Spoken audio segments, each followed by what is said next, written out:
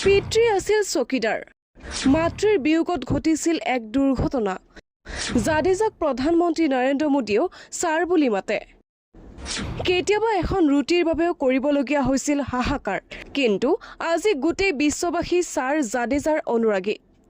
আজি আমি কম ভাৰতীয় ক্ৰিকেটাৰ ৰবীন্দ্ৰ জাদেজাৰ কাহিনী যি শুনিলে আপুনি জীৱনত হাৰ নামানিবলৈ অনুপ্ৰেৰণা লাভ কৰিব আপুনি যদি ৰবীন্দ্ৰ জাদেজাক ভাল পায় তেন্তে এই ভিডিঅটো ইমানেই শ্বেয়াৰ কৰক যাতে বিশ্বৰ প্ৰতিটো প্ৰান্তৰ প্ৰতিগৰাকী মানুহে চাব পাৰে যিগৰাকী ব্যক্তিৰ কাহিনী আপোনাক দিব সাহস আৰু সাধনাৰ এক নতুন যাত্ৰা কোৱা হয় যে মহেন্দ্ৰ সিং ধোনীয়ে গঠন কৰা দলটো আজিও ভাৰতীয় পুৰুষ ক্ৰিকেট দলৰ ৰাজহাড় যাৰ ভিতৰত হয়তো সৰ্বাধিক চৰ্চিত নাম হৈছে ৰবীন্দ্ৰ জাদেজা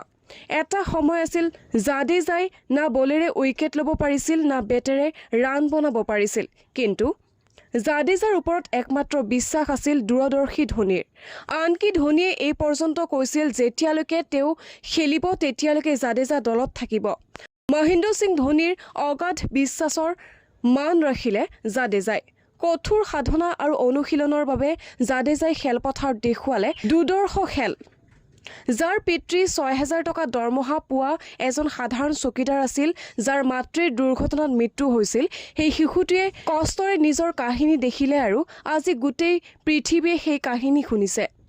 আজি দেশৰ প্ৰধানমন্ত্ৰী নৰেন্দ্ৰ মোদীয়েও জাদেজাক ছাৰ জাদেজা বুলি মাতে আৰু অষ্ট্ৰেলিয়াৰ তাৰকা ক্ৰিকেটাৰ শেন ওয়াৰ্নেলে জাদেজাক নাম দিছে ৰক ষ্টাৰ বুলি জাদেজাৰ পিতৃয়ে বিচাৰিছিল যে তেওঁৰ পুত্ৰই পঢ়ি শুনি এটা ভাল চাকৰি কৰক কিন্তু জাদেজাৰ মন আছিল ক্ৰিকেটত যাৰ বাবে ঘৰত বহু মাৰ আৰু গালিও খালে কিন্তু হাৰ নামানিলে জাদেজাই আপুনি শুনি আচৰিত হ'ব যে জাদেজা প্ৰথমে এজন মিডিয়াম পেচ বলাৰ আছিল কিন্তু প্ৰশিক্ষকে তেওঁক এজন স্পেইনাৰলৈ ৰূপান্তৰ কৰিলে ২০০৫ চনত মাতৃৰ বিয়োগৰ ১১ দিন পিছত অনূৰ্ধ্ব-১৯ ভাৰতীয় দলত জাদেজা নিৰ্বাচিত হ'ল আৰু এয়া আছিল জাদেজাৰ সফলতাৰ যাত্ৰাৰ আৰম্ভণি ২০০৫ চনৰ পৰা ২০০৮ চনলৈ জাদেজাই অনূৰ্ধ্ব-১৯ বিশ্বকাপ খেলিলে ২০০৮ত IPLত ৰাজস্থান ৰয়েলছত তেওঁৰ নিৰ্বাচন হ'ল আৰু ২০১২ চনত চেন্নাই ছুপাৰ কিংছে